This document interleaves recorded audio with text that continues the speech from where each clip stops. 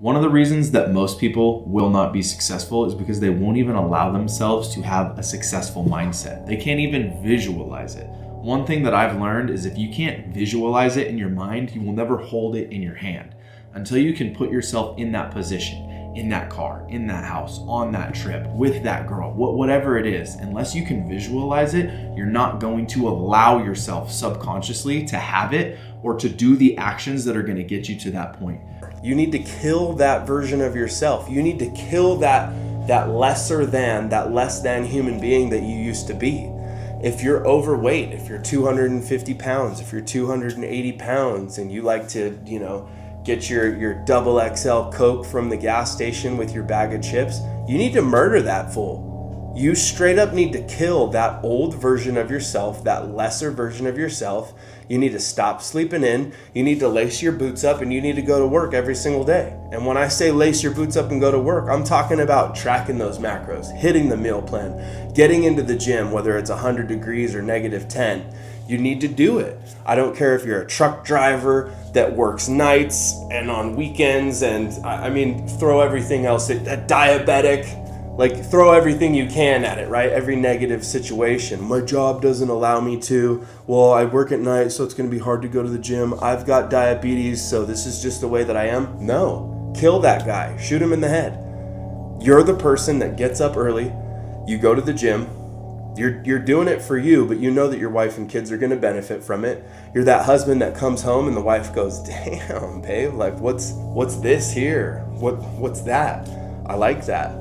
You're going to be the guy that's getting the looks from his wife. That's who you are. Is it happening right this second? Probably not, but you've got to prove yourself. This isn't something that you flip a switch and all of a sudden, oh, you're that guy.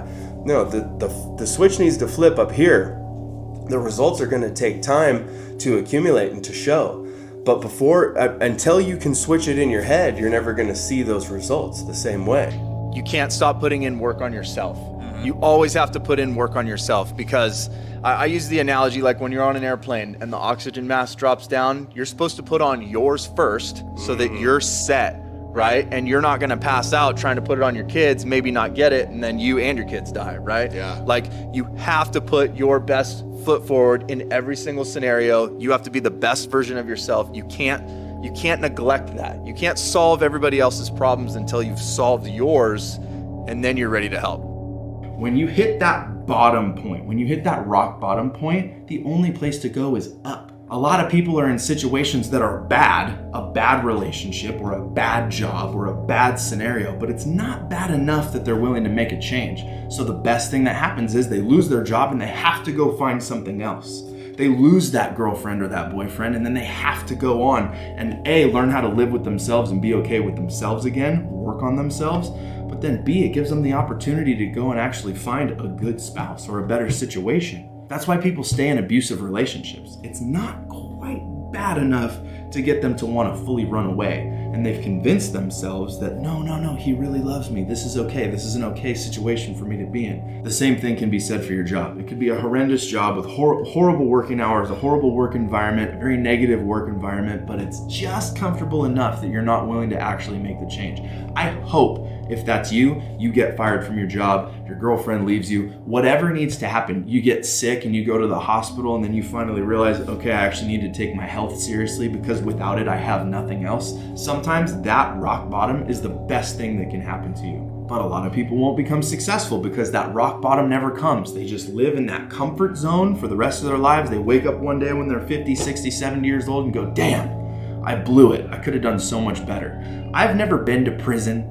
I don't have some crazy prison story or addiction story, but I was stuck in prison right up here because I knew that my potential was greater than what I was outputting, doing the job that I was doing, working the career that I was working. That was the prison that I trapped myself in for 10 or 15 years. And if you're somebody that knows that their potential is higher than what they're currently using it for, what they're currently doing, then you know the frustration that comes with that. It sucks. It's a horrible feeling. I hated that feeling and knowing like I wasn't living up to my full potential. I knew I had more in me. And when I started my business and I started building myself, my body, my mind through self-development, getting up at 3 o'clock in the morning to training super hard 6 days a week, really locking in my macros and eating well, building my business, finally starting to make a little bit of extra money, and actually having something productive that I could put all my extra time, effort, energy, and attention into, that's when I started to feel successful. That's when things changed for me. I wasn't making hundreds of thousands of dollars. I was making a couple extra $100 or $1,000. But the thing that it did for me was it gave me an outlet and it gave me something to start building. That's when I truly felt successful.